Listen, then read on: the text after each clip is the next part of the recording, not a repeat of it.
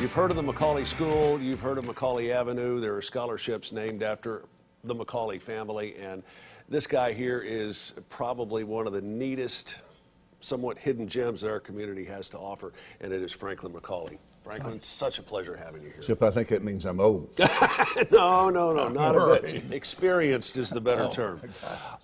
The program that you're doing now called Chattanooga Connected is simply marvelous, in a nutshell, marvelous. But I want to take you back a few years. You obviously were born into a family of privilege. I think, and I didn't earn it. Correct I was term. born into it. That's right. You sort of walked into it. I walked into it. And during the time you were growing up, racism was very, very prevalent. It was almost an accepted way of life. Tell me. It was in the air. It was in the water. Everything I heard in jokes. I told in jokes. Sure.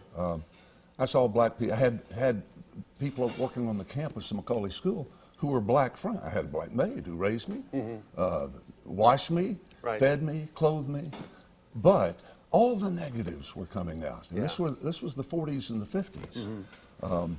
And I'll never forget, here I had a great Christian mom and dad, lovely people, wonderful. Headmaster McCallie and my mother's sweetest person. But the day the Supreme Court decision came out, Brown versus the Board, 1954, my father, I was with him that day, walking home, and he said, "This is the worst decision ever made in the history of the country. Supreme Court Justice Earl Warren ought to be impeached." And my mother said to me, sweet woman, I still remember, she said, "Franklin, Jesus doesn't require us to integrate." And years later, Mother and Dad, when they had changed, and they did change completely, grew at 60 years of age, they completely changed. They shed tears, and they said, "We were wrong. We were wrong. All our lives we've been wrong about black people." When did you change, personally? 20 years of age, I was still racist, and I was racist. I was as racist as so many around me. I was at Rhodes College, formerly Southwestern Memphis, and a fraternity brother of mine said to our Presbyterian group, "We're going to go over and meet with Lemoyne College," Lemoyne now, a black college. Right. "And we're going to have a dialogue. We're going to have a 3-hour dialogue." And in the middle of that dialogue, that day, a black male student asked me questions, or actually I asked him some questions about soldiers, black soldiers in the war, World War II, not doing well. And right. he didn't jump on me for that. He could have.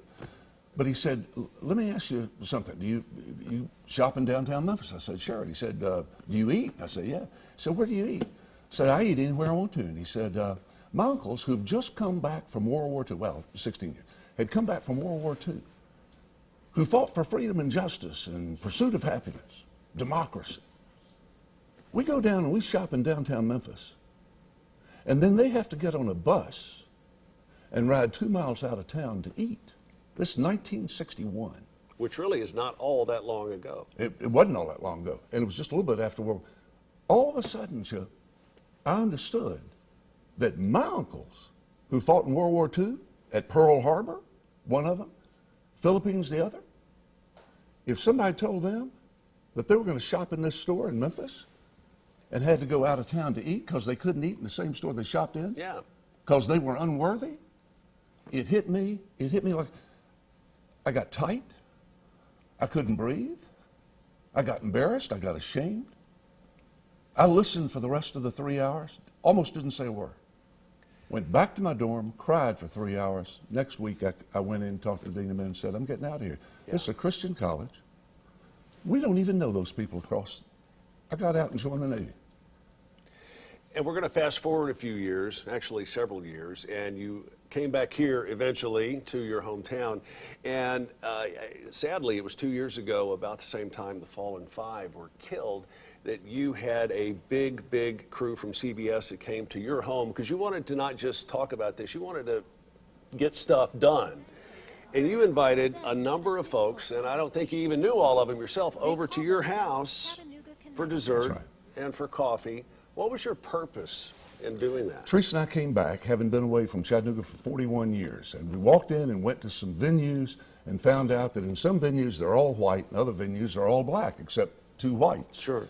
We went to our cousins, Eleanor McCallie Cooper and Mel Cooper, and said, "What's going on?" And they said, "That's the way it is, Franklin. There's a tremendous barrier here So Teresa and I decided, and Mel and Ellen decided we'd do something about it. So we started inviting black and white people to our home for what we call dessert conversations. We'd meet at 7, half hour just talking, and then 7:30 to 9, we'd sit and talk about what it meant to be black and white in Chattanooga, what it meant to be black and white in the United States. Right. Very genuine conversations. All the veneer stripped away, That's heart right. to heart. That's exactly right. And we didn't know everybody. We didn't know every white person. We said to friends, invite some white friends and tell us who they are. We need to know. Sure. The smallest group was about 25. The largest was 60. Now, Chip, in our living room that holds 30, when you have 60, you're elbowed out. Yeah, You got to exactly. talk. Sure. Okay? And they've been wonderful. We've had 22 of these meetings. We've had 400 different people. We've had over 1,000 people in our living room. But we've had 400 different people, black and white. And the idea is, let's talk. So I'm sitting in my living room one day, and the phone rings and says, I'm from CBS in New York City. I understand you're doing something. We want to come down.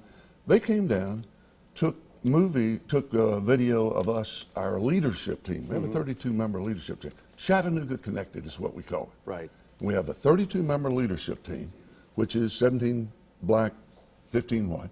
They put this on the air. We were having a party that night, dinner. They put it on the air. We've heard from 16 cities around the country, people saying, can we do that? And you said, sure, you bet. Certainly. We're going to get you to come back here over the coming weeks. I want to explore a little bit more about what Chattanooga Connected is and how the rest of us can get involved. You're a prince of a guy, Franklin McCallie. Thanks. Blessed to call you a friend. If you want to get in touch with Franklin and find out more about what Chattanooga Connected is and how you can get involved, and you can, go to ChattanoogaConnected.com. Stick around. We've got more of Let's Chat on the way next.